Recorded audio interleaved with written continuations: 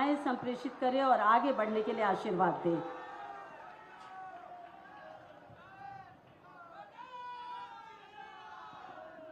भारत माता की, भारत माता की, भारत माता की। वंदे वंदे वंदे।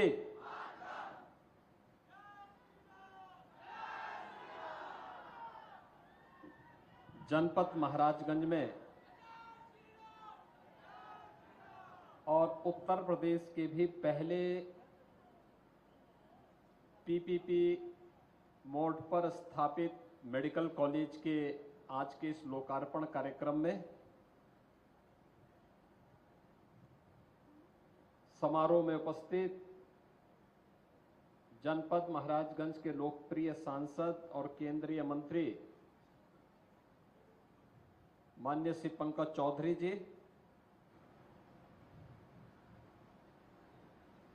जिला पंचायत के अध्यक्ष श्री संजय पांडे जी, रविकांत पटेल जी, माननीय विधायक श्री प्रेम सागर पटेल जी, माननीय विधायक श्री ज्ञानेंद्र सिंह जी, माननीय विधायक श्री जयमंगल कनौजिया जी, माननीय विधायक श्री ऋषि त्रिपाठी जी, भारतीय जनता पार्टी के जिला के अध्यक्ष श्री संजय पांडे जी,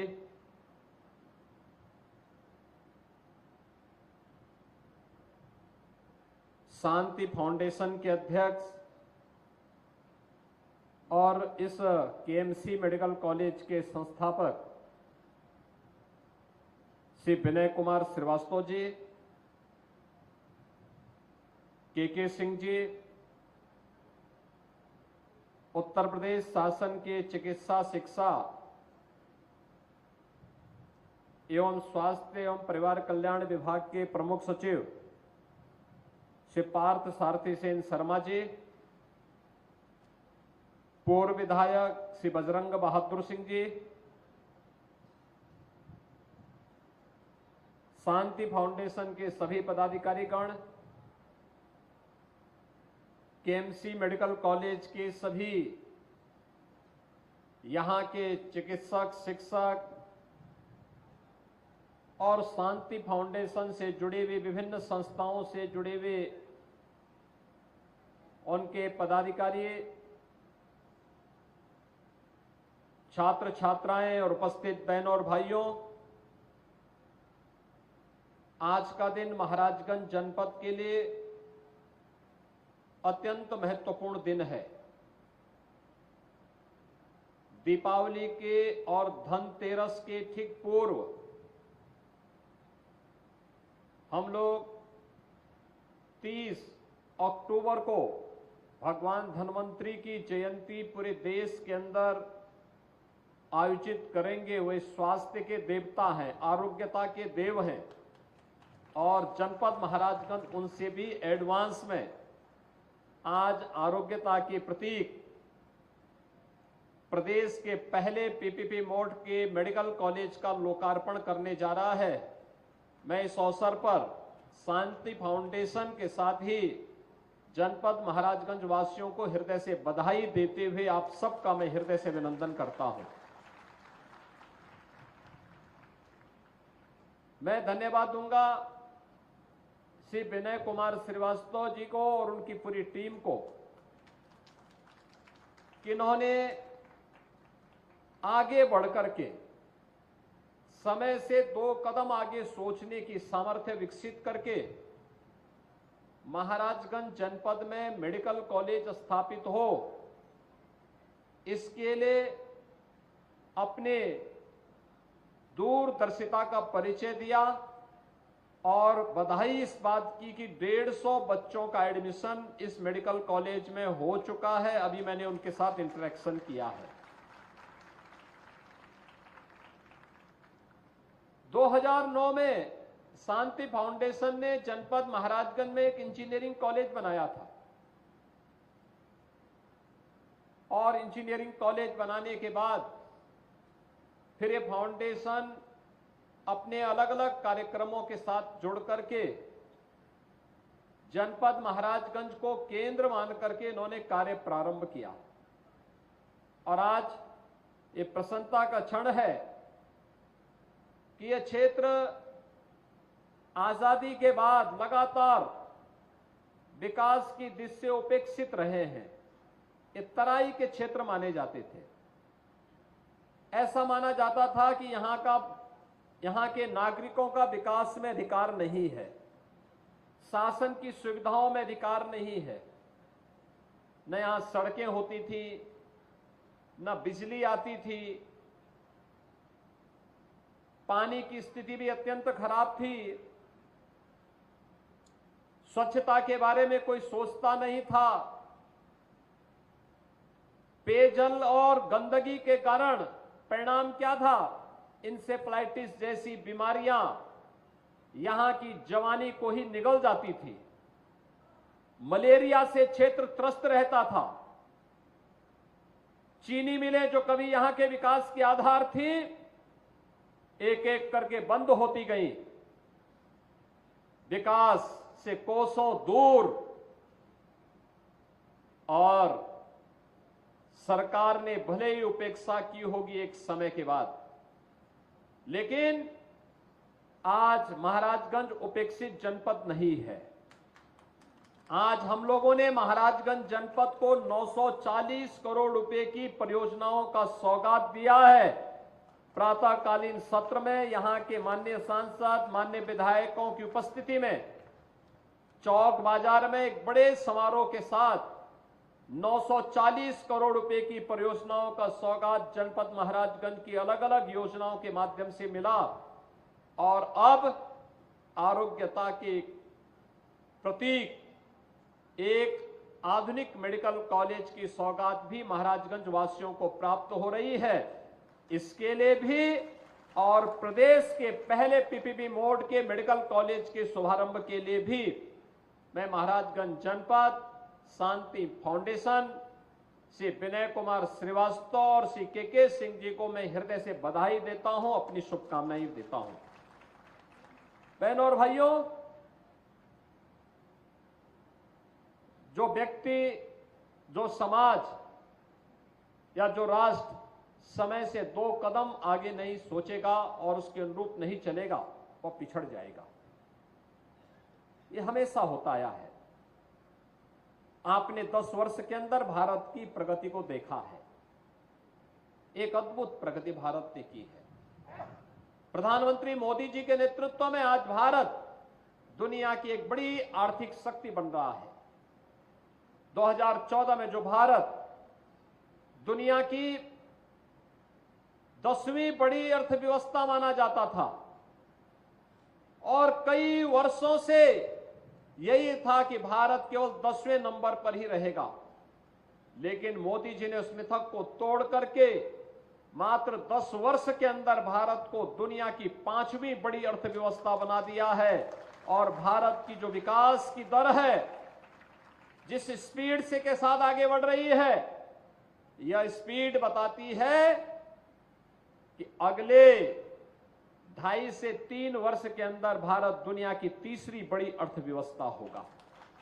तीसरी बड़ी अर्थव्यवस्था का मतलब हर व्यक्ति की इनकम में वृद्धि, हर नागरिक के चेहरे पर खुशहाली, हर एक जगह विकास की आवश्यकता के अनुरूप जन सुविधाओं का विकास,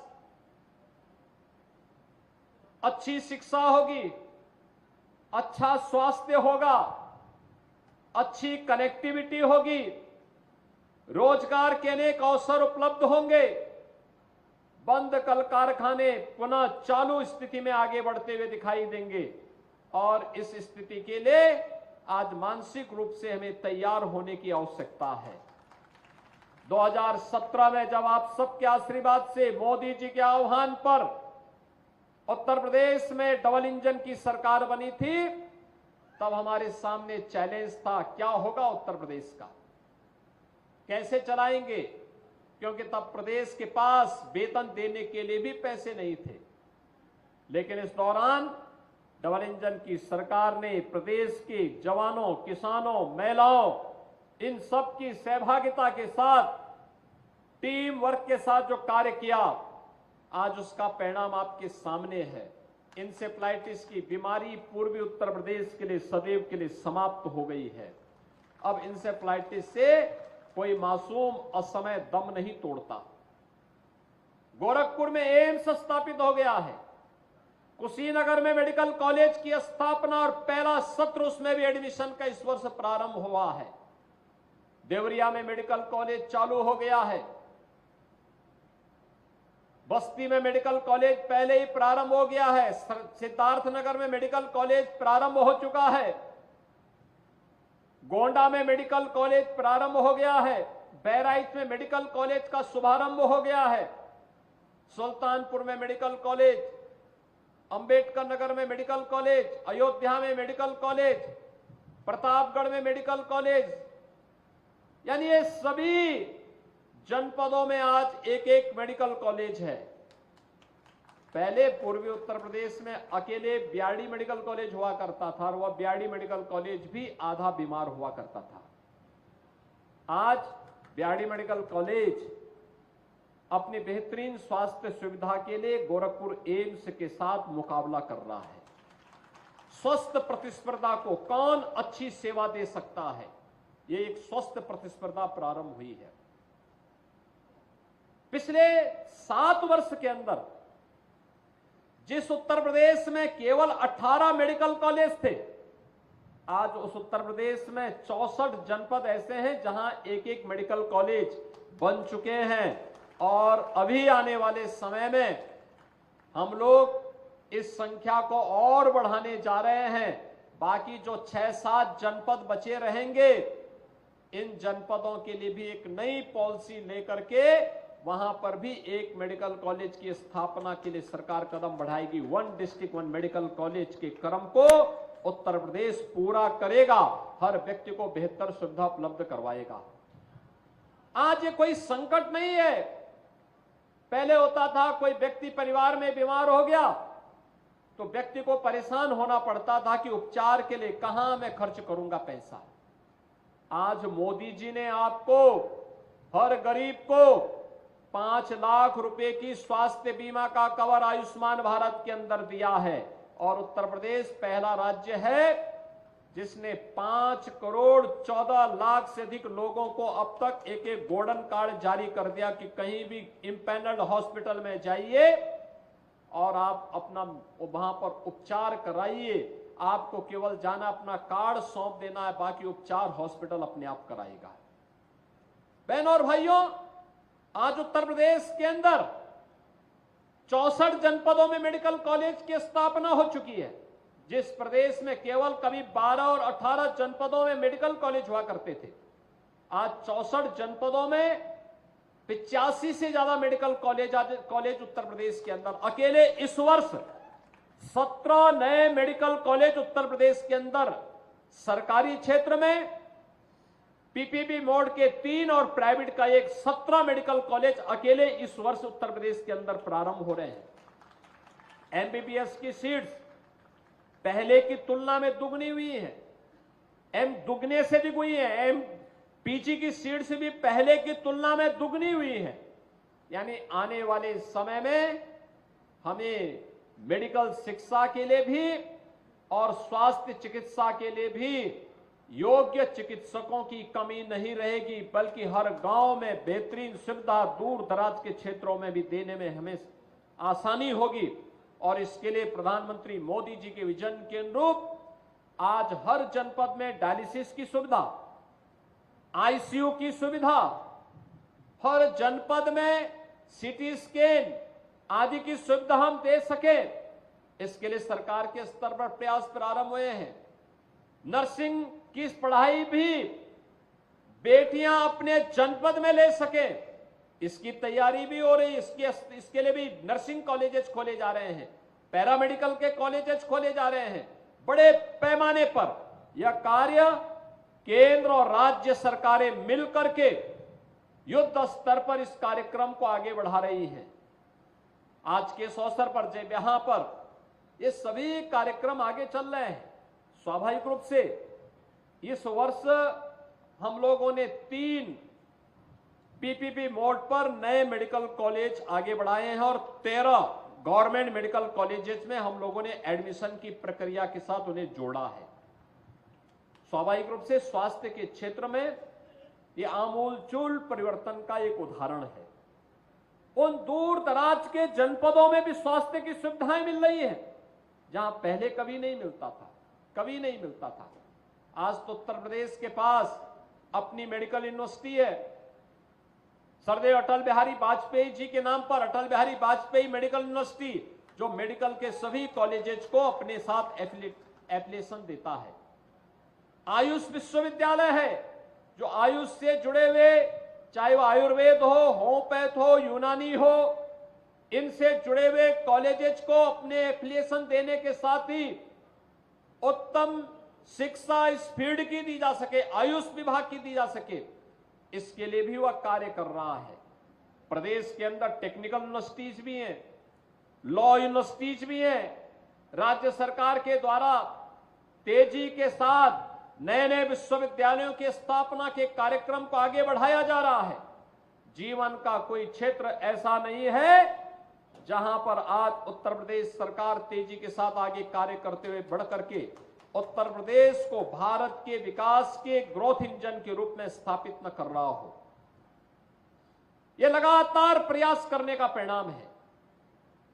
आज हमारा यह प्रयास इस दृष्टि से महत्वपूर्ण हो जाता है। यह मेडिकल कॉलेज जहां पर स्थापित है, यह केवल एक मेडिकल कॉलेज नहीं है। केएमसी हॉस्पिटल और मेडिकल कॉलेज यहां पे उत्तम आरोग्यता की सेवा तो प्रदान कर ही रहा है, देश के लिए अच्छे डॉक्टर भी दे रहा है, देने का कार्य करेगा, लेकिन साथ साथ हजारों लोगों के लिए नौकरी और रोजगार की संभावना का भी एक माध्यम बना है। ये जो निवेश है, ये विकास इसी आधार पर होने जा रहा है कि विकास का कार्य इस आधार पर होगा कि विकास के साथ साथ आरोग्यता के लिए, रोजगार के लिए नए अवसरों को हम आगे बढ़ा सकें। यहां पर अभी संस्थापक केएमसी मेडिकल कॉलेज इस बात को कह रहे थे, कनेक्टिविटी के लिए हमारा प्रयास होगा कि जो मेडिकल कॉलेजेस या जिनके पास इस प्रकार की व्यवस्था है, वहां पर हम अच्छी कनेक्टिविटी दें, आवागमन आसान हो सके, और इसके लिए सरकार इसमें पूरा मदद करेगी। इसके साथ ही पीपीपी मोड पर ये मेडिकल कॉलेज चला है, अच्छा है। आपके पास अच्छे यहां पे फैकल्टी आपने तैनात करने की कार्रवाई को आगे बढ़ाया है। अच्छे चिकित्सक यहां पे कोरोना कालखंड में भी काम कर रहे थे और आज भी उनकी सेवाएं निरंतर यहां पे प्राप्त हो रही हैं। मुझे बताया गया यहां पे ओपीडी अच्छी है और आईपीडी भी केएमसी में अच्छी चल रही है। मैं विश्वास के साथ कह सकता हूं कि आयुष्मान भारत में हम लोगों ने जो एक व्यवस्था बनाई है, उस व्यवस्था के अंतर्गत आप आवेदन करें, हम आयुष्मान भारत की सुविधा के साथ इस प्रकार के हॉस्पिटल को जोड़ करके अधिक से अधिक लोगों को इस सुविधा के साथ जोड़ने का कार्य करेंगे, जिससे अधिक से अधिक आम जनमानस इन सेवाओं का लाभ ले सकें। जो पेशेंट अगर ट्रॉमा की फैसिलिटी कहीं उपलब्ध होती है तो वहां पे पेशेंट को भेजने में, वहां पर उन्हें ले जाने में कोई दिक्कत नहीं होनी चाहिए, कोई समस्या नहीं होनी चाहिए। और अब तो इस फील्ड में बहुत सारे रिफॉर्म होने जा रहे हैं। जन आरोग्य योजना के अंतर्गत भी जो सुविधा आयुष्मान भारत के अंतर्गत प्राप्त हो रही है, जन औषधि के माध्यम से सस्ती दवा उपलब्ध करवाने का जो कार्य हो रहा है, अगर हम इन सब का बेहतर उपयोग कर सकेंगे तो इसका लाभ लंबे समय तक आम नागरिक ले पाएगा। और आम जनता का विश्वास जब भी किसी संस्थान पर बनेगा तो वह संस्थान एक लंबे समय तक अपनी सेवाएं आम जनमानस को भी पहुंचाता रहेगा, विकास में इसी प्रकार का सहभागी बनता रहेगा। मैं आज एक बार फिर से केएमसी हॉस्पिटल और मेडिकल कॉलेज के शुभारंभ के अवसर पर आज जब इसके मुख्य प्रशासनिक भवन और इसकी एकेडमिक बिल्डिंग का आज यहां पर उद्घाटन हो रहा है, मैं इस अवसर पर शांति फाउंडेशन और केएमसी से जुड़े हुए सभी पदाधिकारियों को, खासतौर पर श्री विनय कुमार श्रीवास्तव जी को, श्री के सिंह जी को और उनकी पूरी टीम को मैं हृदय से बधाई दूंगा। आप सभी महाराजगंज वासियों को धन्वंतरी जयंती और दीपावली के पहले इतना शानदार उपहार मेडिकल कॉलेज, हॉस्पिटल और विकास की तमाम योजनाओं का प्राप्त हो रहा है। इसके लिए भी मैं आप सबको हृदय से बधाई देते हुए विश्वास व्यक्त करता हूं कि शांति फाउंडेशन और केएमसी अपने लक्ष्यों को प्राप्त करते हुए इस जनपद के विकास में एक मील का पत्थर साबित होगा। आप सबके प्रति मेरी शुभकामनाएं, दीपावली की मंगल में शुभकामनाएं आप सबके प्रति। धन्यवाद। जय हिंद। बहुत बहुत धन्यवाद माननीय मुख्यमंत्री जी का। और ये सब संभव हो पा रहा है आपकी दूरगामी सोच से, पारदर्शी विचारधारा से और समर्पित भाव से। केएमसी मेडिकल कॉलेज कार्य कर रहा है, इसके पीछे विनय श्रीवास्तव जी का यही मानना है कि स्वस्थ शरीर में ही स्वस्थ मस्तिष्क काम करता है, तो इसलिए सभी का स्वस्थ रहना आवश्यक है। और ये पावन विचारधारा आपकी चलती रहे, इस जनपद के लोगों को आपका सहयोग मिलता रहे, ऐसी आशा है। बहुत बहुत धन्यवाद माननीय